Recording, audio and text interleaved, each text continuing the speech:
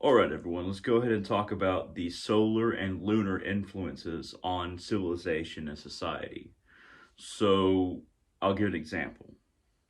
For the first part of the Roman Empire, the Republic was a reflection on how that they didn't want to follow a king. They didn't want to follow a monarch.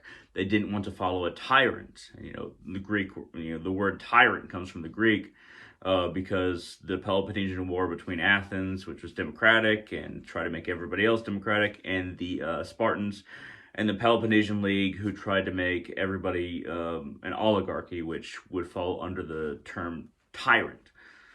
So Rome, when it was reflecting upon the tyrants and kings of Greece and other lands, the Republic was to counteract that. The Roman Republic was to go beyond one person being in charge or two people being in charge, even an oligarchy.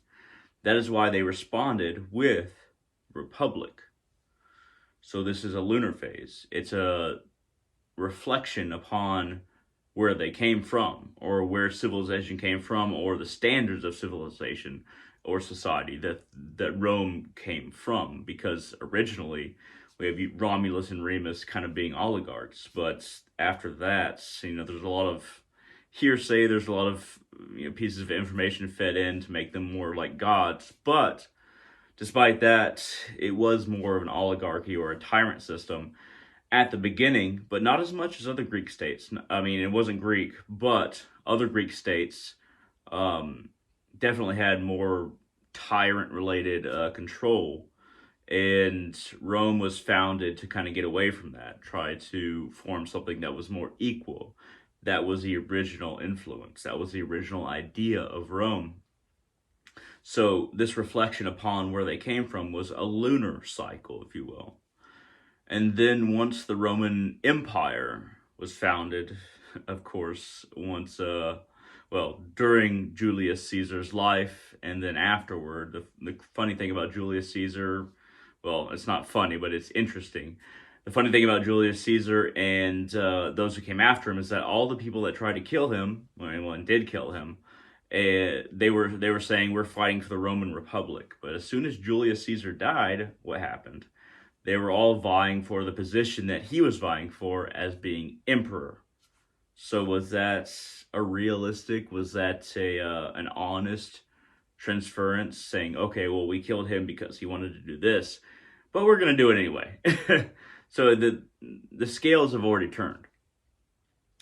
So what a solar empire like the Roman Empire during, Octavian, Augustus, whatever name you want to use for him, and then further on down the line, it was a solar empire. There was a solar influence. And this is a solar influence is expansion. It is an extension. It is a vibrancy that cannot be contained within a single piece of land or nation. You have this idea to expand, to go beyond one's bounds and control other things. The Roman Republic was contemplating where they came from, what it was to be something that's a republic rather than being a government that is ruled by a tyrant or a dictator. Even though a dictator in the Roman Republic didn't last very long, the dictatorship didn't last very long. At the same time, when we go into the Roman Empire, there is a desire for expansion. Solar energy is a desire for expansion. And that kind of expansion has a commonality with other civilizations. Once a civilization feels like it's figured itself out or hashed out exactly what it is, oftentimes there's a need to expand. There's this want to expand, rather. There's not a need, but really a want. But the need can come into play when we think about, we're doing so well. Why can't other people be like us? Or we are doing so well. Could we expand into other places and increase our domain? That's the hallmark of a solar dynasty, a solar civilization, a solar empire. And once again, the moon, the lunar, and the solar phases are different phases, different sections. So when we enter the Roman Republic and a Roman Empire, we're entering a solar phase where there's this need to expand. This is manifested throughout history in a number of ways. You can go to India and say, when the Brahmins controlled everything in Vedic society, Buddhism came about.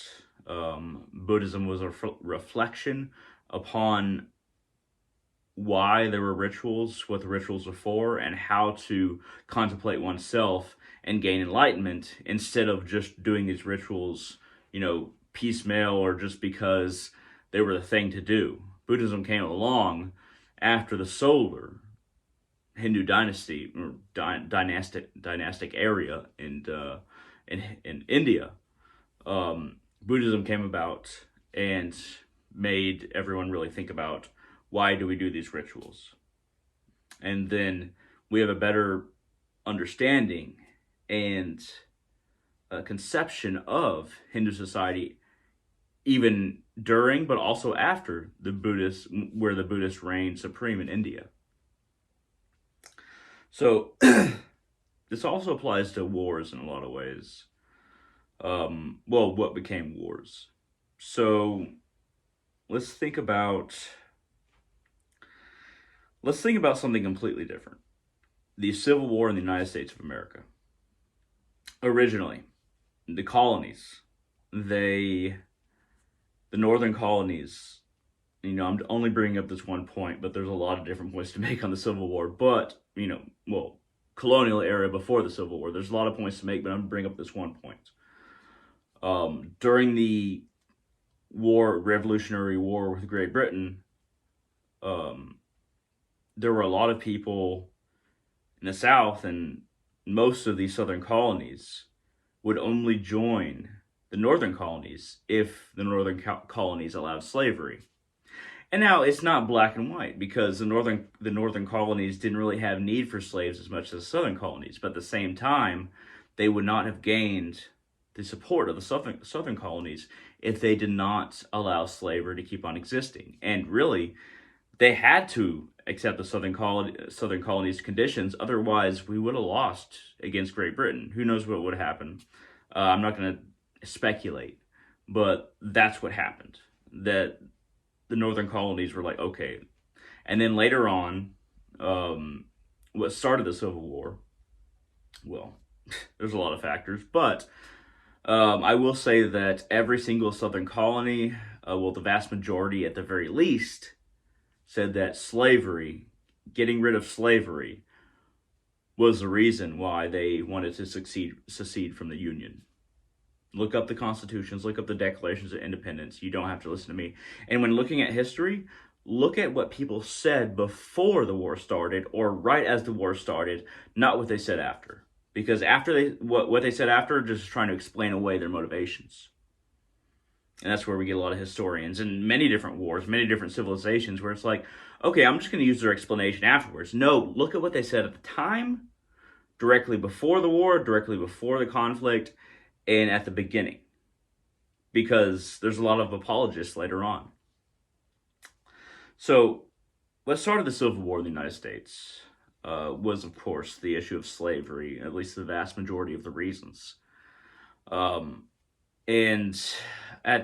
studied this at the beginning of the Civil War. There was a lot of talk about different colonies, political officials saying things like, the North is not willing to realize the difference between the different races and how certain races should be subordinate to other races. You won't see that after the writings after the Civil War, but you will see it at the beginning if you're willing to look at it. At any rate, what the Civil War was for the United States was us thinking about what we are as a nation. Why are we a nation? And the Confederates really thought that they were actually the continuation of the revolutionary spirit from a tyrant that was trying to control everything, which you can consider the federal system or you can consider Abraham Lincoln as being the tyrant in this case. So we're thinking about what we are as a nation. I would put the Civil War, if I was going to put it as comparison to a solar or lunar idea, it'd be lunar. Even though there's a lot of conflict, there's not the desire for expansion. We're trying to figure out what we are. So it's lunar. And what we find is that the idea of the founding fathers, the revolution, things like that in the United States, it was the idea of who should be subservient, how should they be subservient, what is the foundation of our nation, and what is the direction of our nation. And we had a whole civil war on that. Very, very many people died, more people than any other war, and we were just fighting ourselves. We were fighting out what we did not truly understand about what the nation of America was, or the United States was. We were fighting it out. Lunar doesn't necessarily mean non-combative or anti-conflict. It just means that we're working out exactly what we are. Solar is more expansionary, more sureness of what we are.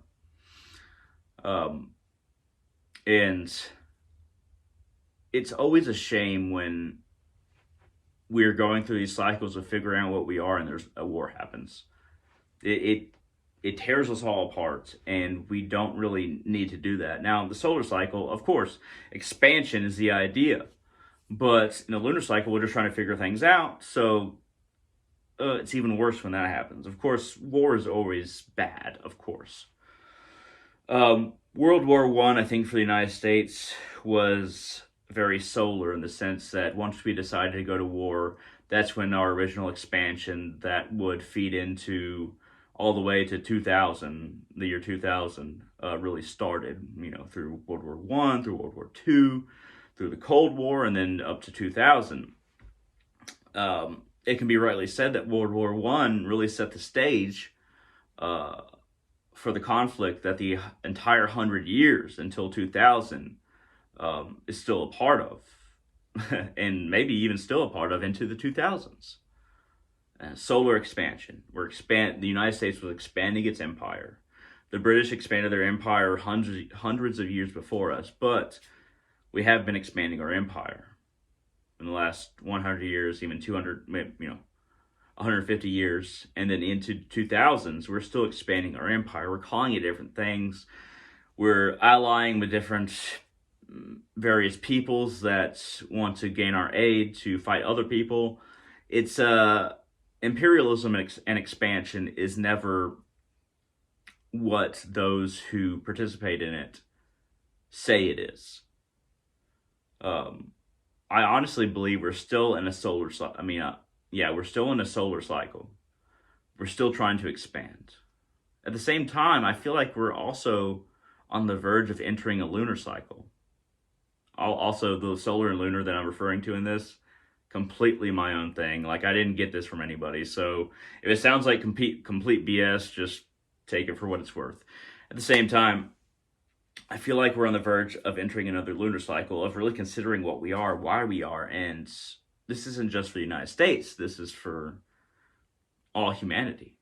Like, we've been through all these nationalistic crises. We've been through all this war and pain. We've been through all these conflicts based on religion. We're starting to really contemplate who we are as a race. The human race, the only race that there is for humans.